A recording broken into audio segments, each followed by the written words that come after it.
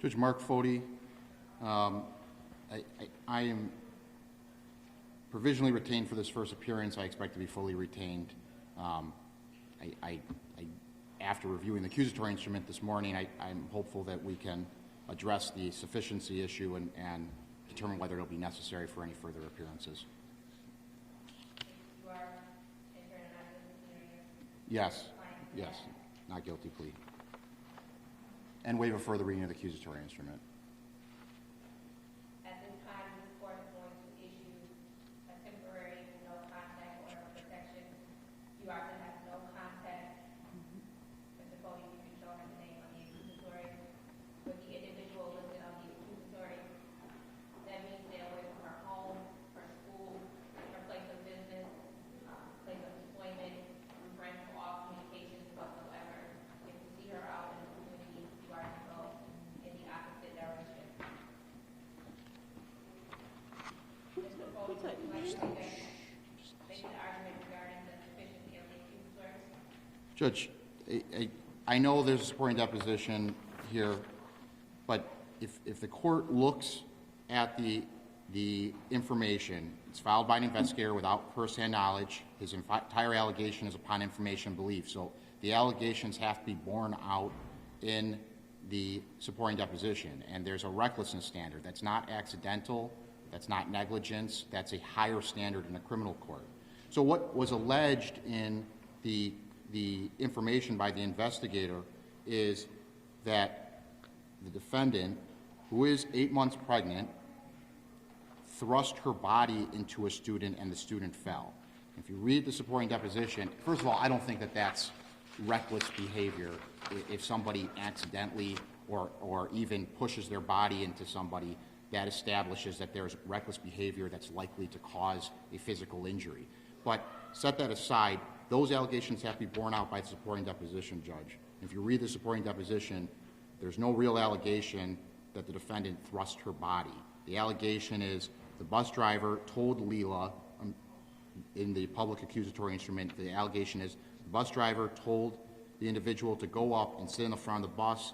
The individual started walking up, and that's when the bus driver moved her out of the way and she fell. Moved her out of the way is not recklessness. There's no way. That's not sufficient for an accusatory instrument. If they want to file something that establishes an act that involves a likelihood of injury, then that's a whole other thing. But this shouldn't go beyond the initial stage. There's not a sufficient amount of allegations to establish probable cause. Based on that, this should be dismissed without any further proceedings until there's an accusatory instrument filed that actually establishes behavior that would constitute recklessness. Your Honor, pursuant to CPL 172.5, which applies to information, requires any motion to dismiss on the ground of effectiveness of legal rights, based on the list of expressed on. At this point in time, we send that Mr. Ford is making this motion, or would ask that he in writing and serve on the people. Judge, that's not correct. At the arraignment, there's an initial review of the sufficiency of the accusatory instrument. The court has to make that finding. It's not, in fairness, it's not supposed to be on the defendant's motion. When the judge reviews the accusatory instrument at arraignment, there is a finding as to whether there's sufficiency, whether the defense makes that motion or not. I guess theoretically, if the defense is going to make the motion, the defense can make the motion in writing, but it's an automatic review regardless of whether we ask for it or not. So I can cite the section of the CPL if we want to recall it, but this is an arraignment review of the accusatory instrument for legal sufficiency, separate from any motion to dismiss that would be brought in an omnibus motion. At this time, the court is going to reserve. I'm going to adjourn your matter until March 3rd at 9:30 a.m. Ms. Neal, you are legally required to appear at all of your scheduled court dates. If you fail to appear, this court will issue a bench warrant. You may also have additional conditions imposed upon you, like supervision by true trial or electronic monitoring. Did you complete a court date reminder information sheet? No, we haven't done that yet, but we can do that. Have your client complete the form? Thank you.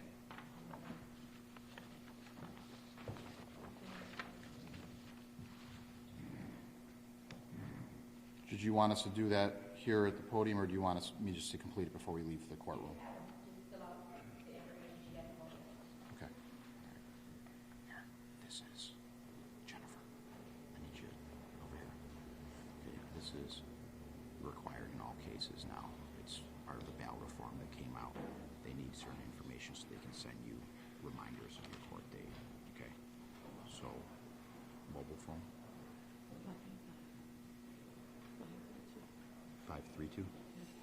Okay. Do you have a home phone? Email address? If you don't, if you don't have it, that's fine. What's the house address?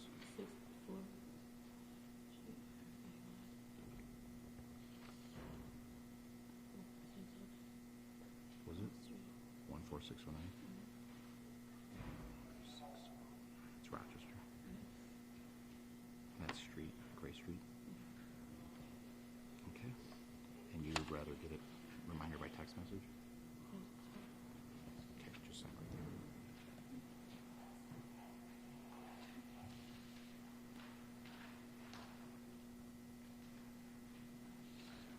Thank you. All right, we've completed the form, Judge. Legal, you completed the court date reminder information sheet. Is the information that you provided on the form true and accurate? Is that your signature at the bottom? You've indicated that you would like the court to notify you via text message regarding your upcoming court date. In the event that we fail to notify you, you are still responsible for making it to court. Also, if you voluntarily fail to come to court on time on a scheduled court date, you may accept proceedings in your case in your absence, including a pre-trial hearing, a trial, or sentencing. I'm going to hand out 2 copies of the order of protection. I'm going to ask that you review it with your attorney, sign both copies, keep one for your record, and hand the other back up to the court. This just says you're going to stay away from her, which you have no, you're not going to have any contact with her anymore. Your Honor, recording at 7:10. Right there. This is the first. The court acknowledges the issue.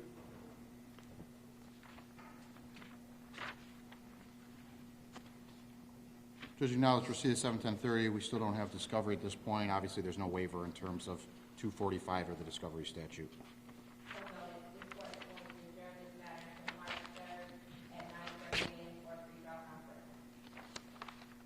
Thank you, Your Honor.